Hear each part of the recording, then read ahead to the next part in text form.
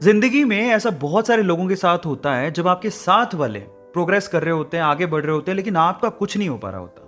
आप वहीं कहीं अटक के रह जाते हो, लाइफ में कुछ हो ही नहीं रहा होता। तब आपके मन में एक सेल्फ डाउट आने लगता है कि मैं क्या गलती कर रहा हूं, मेरी प्रोग्रेस क्यों नहीं हो पा रही।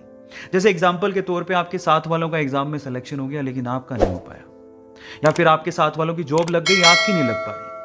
आपके साथ वालों में कोई फॉरेन जा रहा है, कोई अपने फादर के बिजनेस में हेल्प कर रहा है, सब लाइफ में आगे बढ़ने की सोच रहे हैं, लेकिन आप कुछ नहीं कर पा रहे हो। उस टाइम पे ना अंदर से निराशा आने लगती है, सोचने लगते हैं कि अब क्या बचा है जिंदगी में, मैं अपने आप को खत्म क्यों ना कर लूं।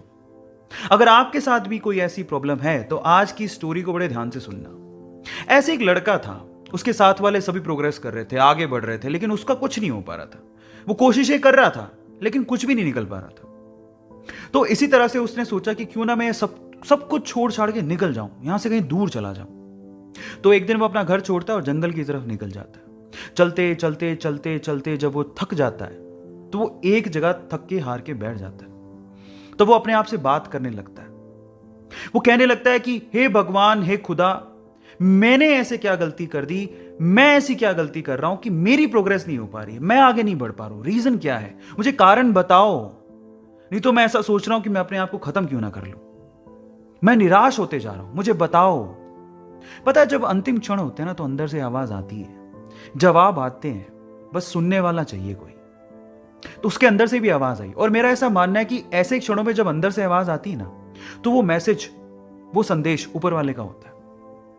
तो उसको अंदर से आवाज आई कि तुम अपनी जिंदगी से बहुत निराश लग रहे हो, तुम आसपास क्यों नहीं देखते। क्या पता आसपास देखने से तुम्हें तुम्हारी प्रॉब्लम का सॉल्यूशन मिल जाए। जिस वजह से तुम निराश हो, उस निराशा से तुम बाहर निकल जाओ।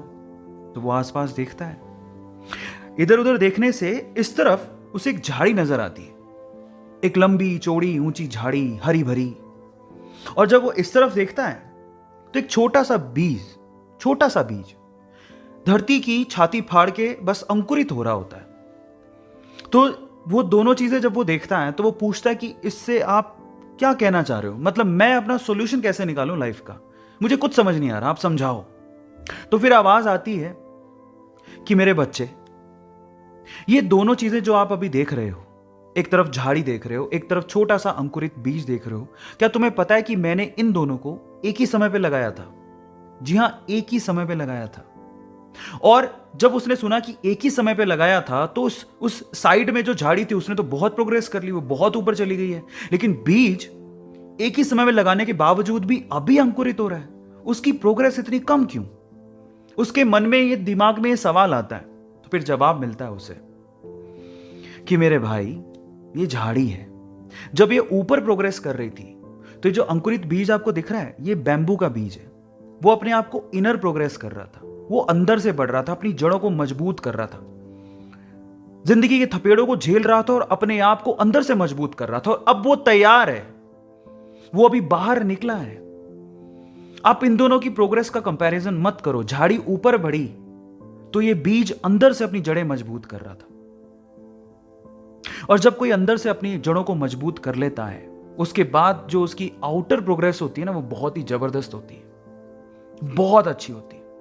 मैं आपकी जानकारी के लिए आपको बता दूं कि अगर आपने चाइनीज बैम्बू के बारे में सुना है तो चाइनीज बैम्बू की जो इनर अंदर की जड़ों की जो प्रोग्रेस होती है वो बहुत ही कॉम्प्लिकेटेड होती है, उसको बहुत वक्त लगता है।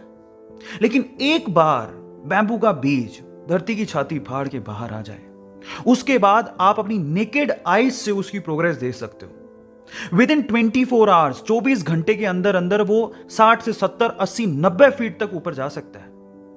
भले ही उसने अपनी जड़ें मजबूत करने में सालों साल लगा दी हों, लेकिन एक बार जब वो धरती की छाती फाड़ के बाहर आया तो उसके बाद जो उसकी प्रोग्रेस हुई वो अनबिलीवेबल, अल्टीमेट थी। अब इसे ये सीखने को मिलता है कि पहली बात, आप अपनी प्रोग्रेस से किसी और की प्रोग्रेस की कंपैरिजन मत करो, सबकी कंडीशन सेम नहीं होती। दूसरा, भले ही दूसरे प्रोग्रेस कर रहे हो, आप भी जो अपनी जिंदगी में कर रहे हो, सफल हो रहे हो, असफल हो रहे हो, वो आपको मजबूत बना रहा है।